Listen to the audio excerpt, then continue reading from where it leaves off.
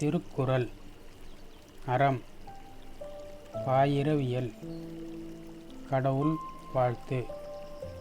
குறள் 9. கோலில் பொறியின் குணமிலவே என் குணத்தான் தாளை வணங்காத் தலை. உரை.